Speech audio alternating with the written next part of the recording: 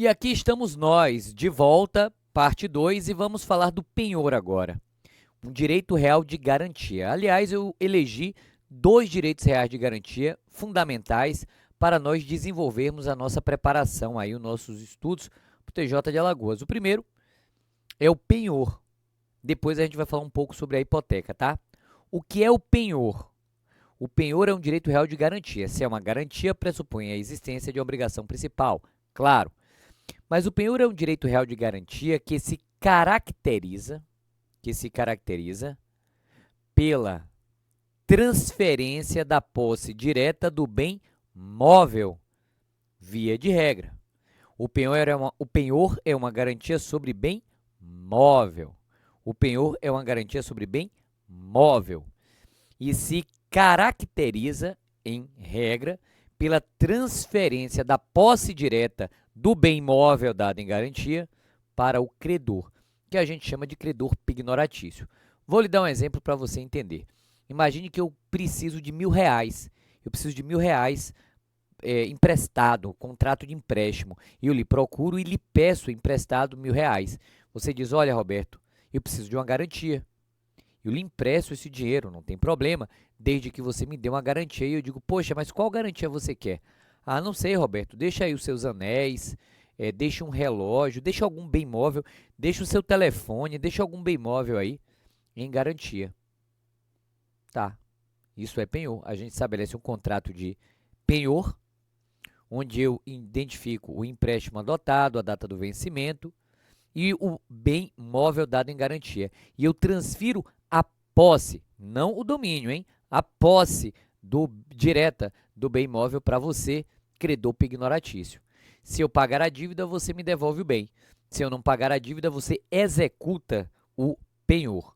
Portanto, penhor não se confunde com penhora. Penhora é ato judicial de constricção. Penhor é direito real de garantia. E onde está o penhor? Olha aí o Código Civil Brasileiro 1431. Constitui-se penhor pela transferência efetiva da posse que, em garantia do débito ao credor ou a quem o represente, faz o devedor, ou alguém por ele, de uma coisa móvel suscetível de alienação. Então, o Código Civil Brasileiro, de maneira expressa, diz que o penhor é constituído pela transferência efetiva da posse, em garantia do débito ao credor ou a quem o represente, de uma coisa móvel. Via de regra, o penhor transfere bem móvel.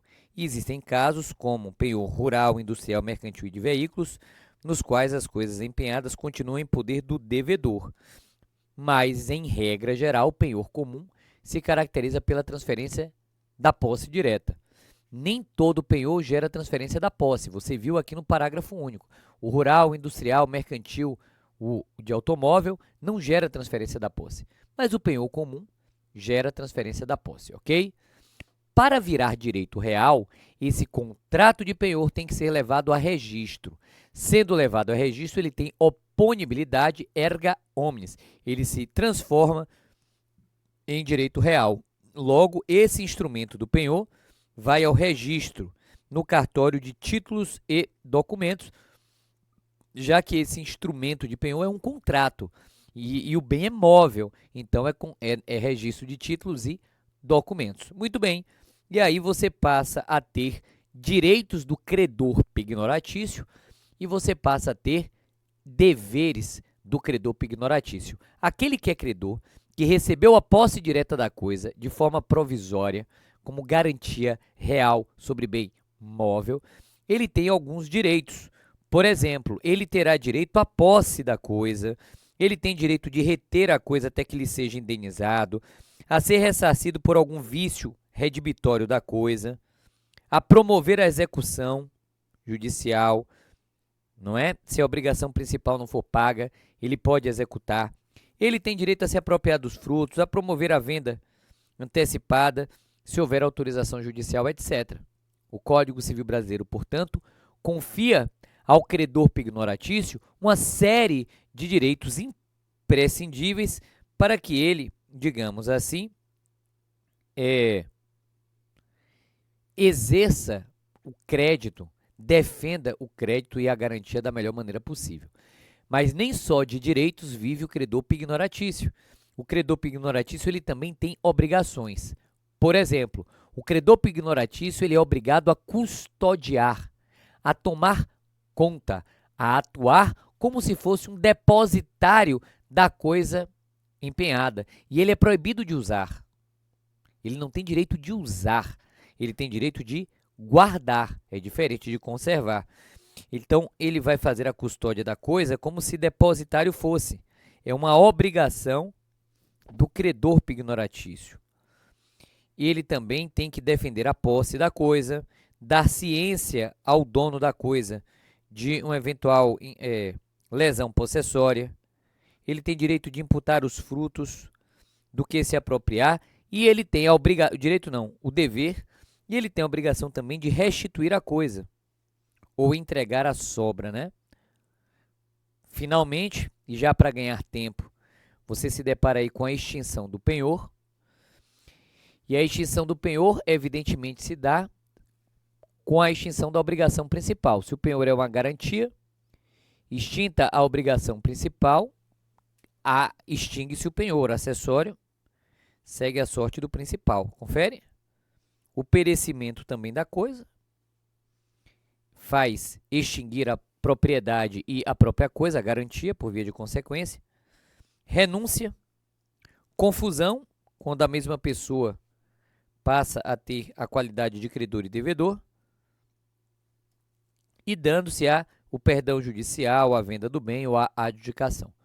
O Código Civil, portanto, apresenta o tema do penhor, é um tema belíssimo, mas basicamente você precisa ficar atento a esses assuntos que eu mapeei aqui para facilitar a sua vida. Vamos adiante e vamos agora falar um pouco sobre a hipoteca.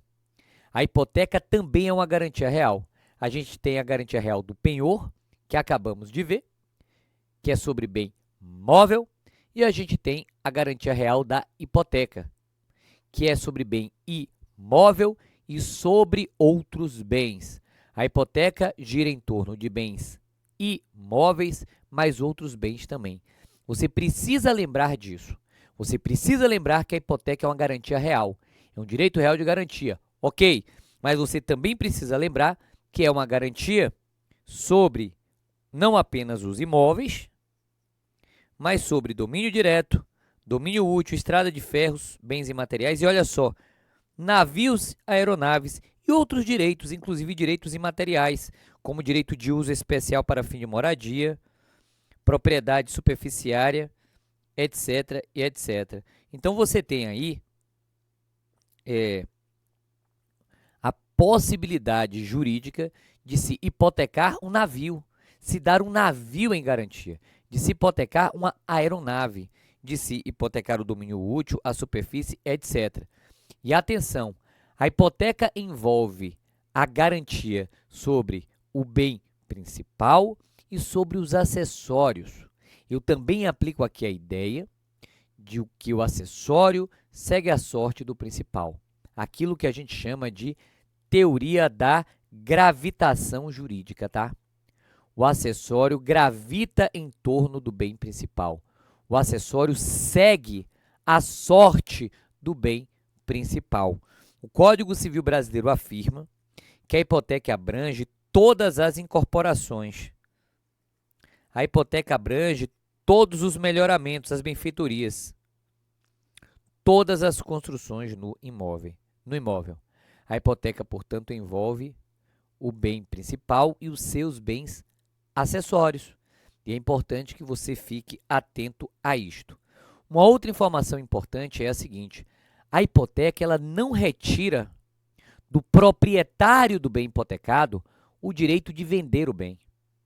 Trocando em miúdos, ainda que eu tenha o meu bem hipotecado, eu poderei alienar o meu bem hipotecado.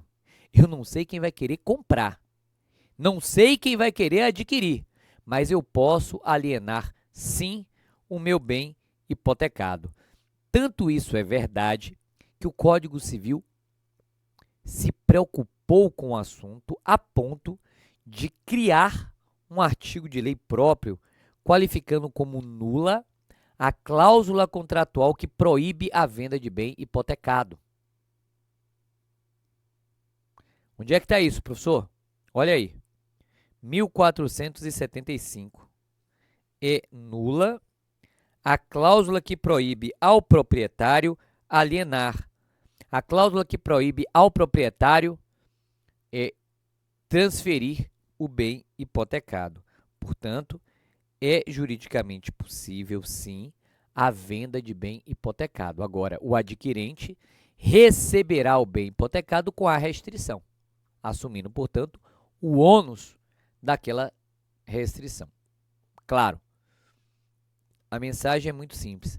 É nula a cláusula proibitiva de venda de bem hipotecado. É nula, de pleno direito. Artigo 1475 do Código Civil. Mais uma informaçãozinha quase derradeira. É possível que você tenha mais de uma hipoteca sobre o mesmo bem. O mesmo bem, ele pode ser hipotecado mais de uma vez. Isso você também precisa estar atento, tá? O dono do imóvel hipotecado pode constituir outra hipoteca mediante novo título, seja para o mesmo, seja para devedor distinto. Então, fique aí atento ao tema do penhor, de um lado, e ao tema da hipoteca, do outro lado. Eu quero avançar mais um pouco, deixa aqui, estava aqui preparando um materialzinho para você. Falar um pouquinho das questões, né? Vamos aqui para a questão de número 26, consegui colocar. Treinar um pouquinho, né? Treinar um pouquinho, depois a gente volta aí para a teoria e a gente vai juntos aí construindo o nosso estudo. A questão 26, ela vai dizer o seguinte: em relação à hipoteca como direito real,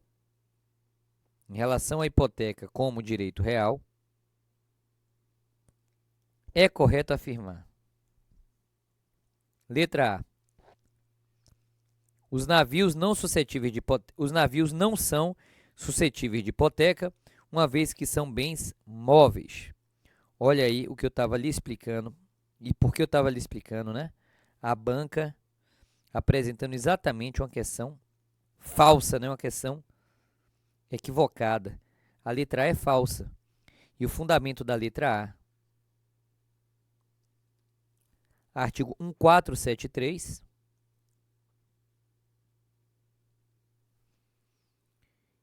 inciso 6º.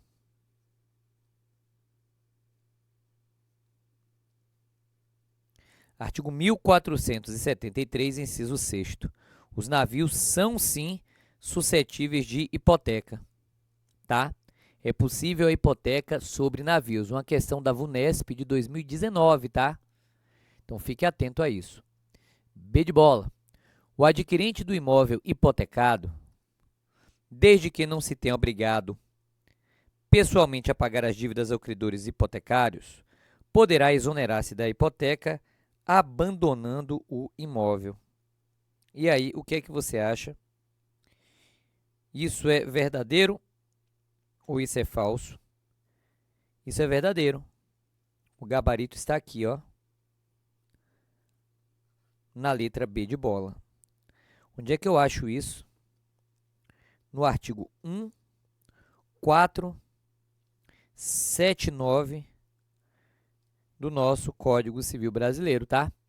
O abandono é uma das causas de perda da propriedade. Aliás, eu vou lhe dar uma dica, um macete. PRADA, P-R-A-D-A. PRADA são as formas de perda da propriedade. PRADA, perecimento, renúncia, abandono, desapropriação e alienação.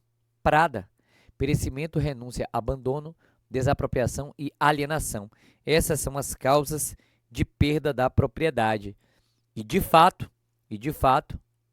o abandono gera essa alternativa. Artigo 1479, 1479, Código Civil, letra B de bola, é o gabarito. Avante. A letra C de casa diz assim: A hipoteca sobre as estradas de ferro serão registradas no município em que se encontra a estação.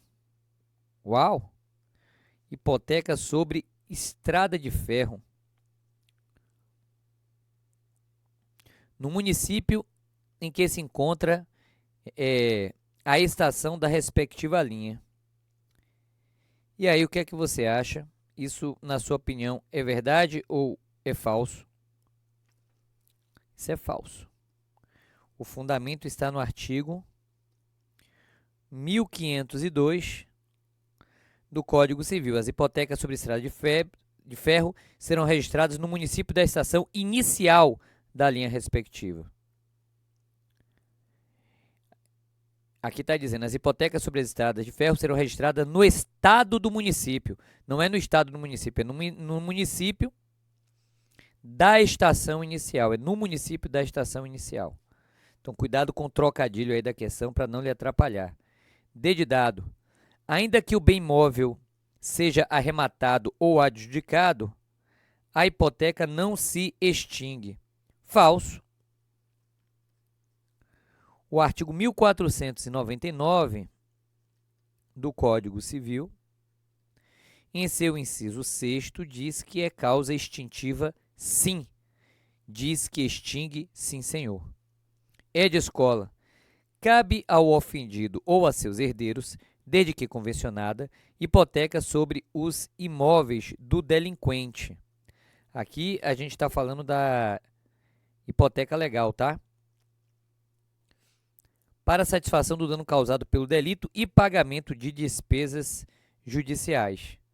O Código Civil Brasileiro diz, isso daqui é falso, no artigo 1489, inciso 3, que ao ofendido ou aos seus herdeiros sobre imóveis do delinquente para satisfação do dano pelo delito e pagamento das despesas judiciais, né? Então, não é desde que convencionada, porque essa é uma hipoteca legal.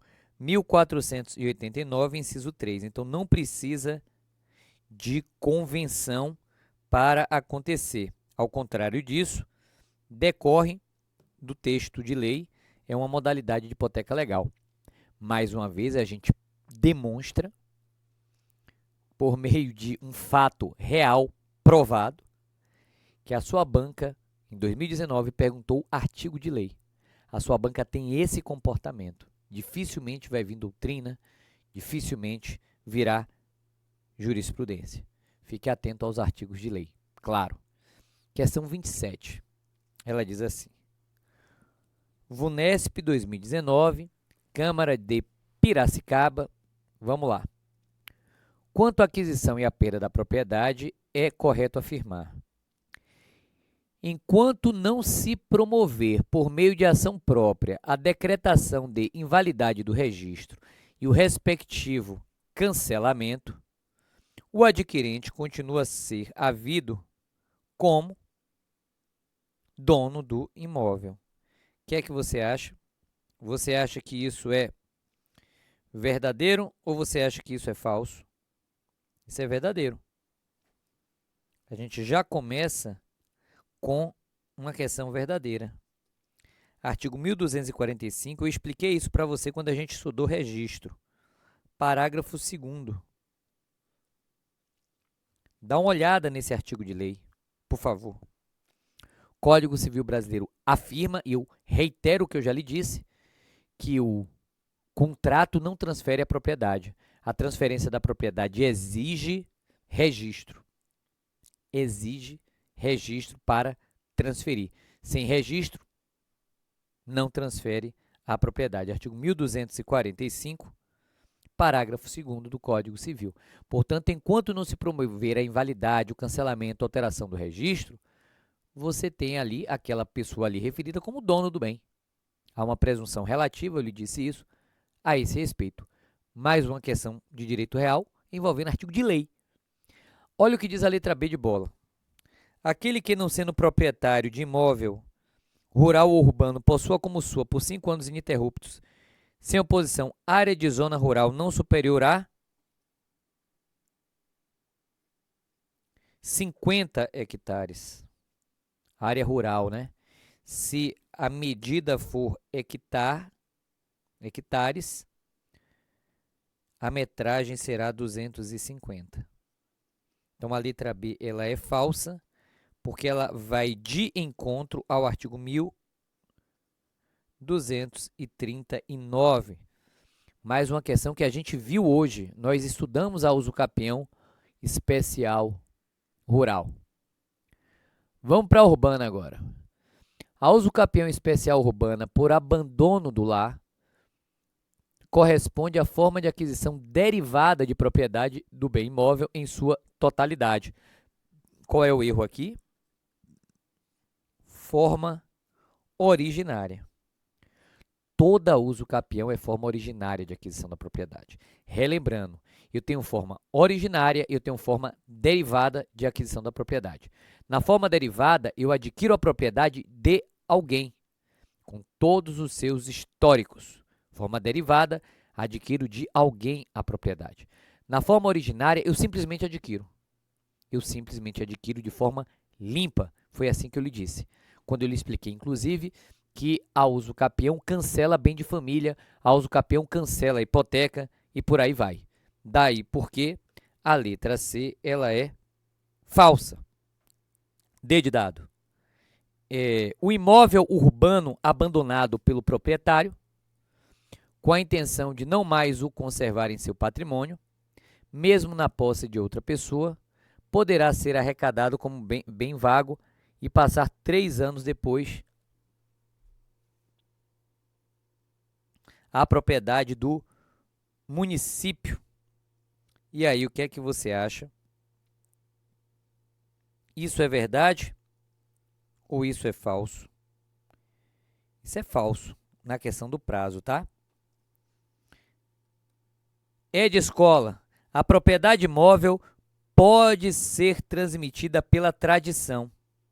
Não permite sua aquisição pela usucapião. E aí? Eu não posso ter usucapião de bem imóvel? É isso mesmo? Isso é falso. E por que é falso? A questão está dizendo aqui que não é possível a usucapião de bem, digamos assim, móvel. E é juridicamente possível, sim. Roberto, me dá aí o artigo de lei 1260.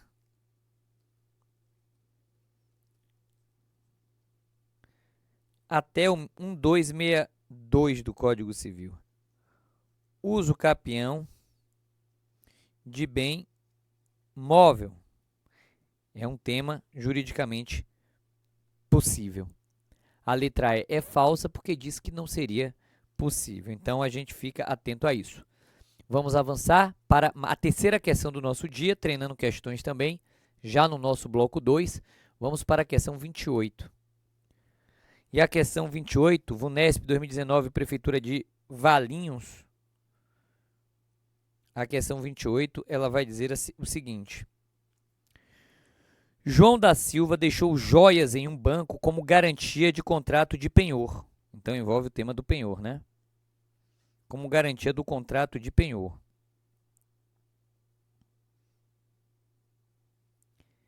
João não cumpriu com a sua obrigação contratual, deixando de pagar o empréstimo. Então, ele aí praticou um ilícito, né? Não honrou a obrigação. E aí vem aqui as questões. Diante desses fatos, assinale a assertiva que você entender como uma assertiva correta, né? Vamos para a letra A. A letra A vai dizer o seguinte. O perecimento por completo da coisa empenhada induz à extinção da obrigação principal. Falso. Falso. O acessório segue a sorte do principal. Não é o principal que segue a sorte do acessório. A obrigação principal, o empréstimo realizado, ela continua firme. continua válida, eficaz e exequível. E o fundamento da execução da obrigação principal é o pacta sunt servanda, é a força obrigatória do contrato firmado. O que extingue é a garantia. Mas é o acessório que segue a sorte do principal, não é o principal que segue a sorte do acessório. O fundamento que torna a letra A falsa é o princípio da gravitação jurídica.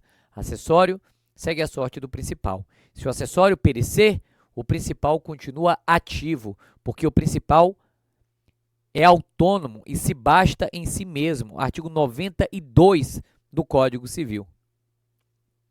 Portanto, o perecimento do penhor gera apenas a extinção do penhor, gera apenas a extinção da garantia e não a extinção da obrigação principal. Não induz a extinção da obrigação principal.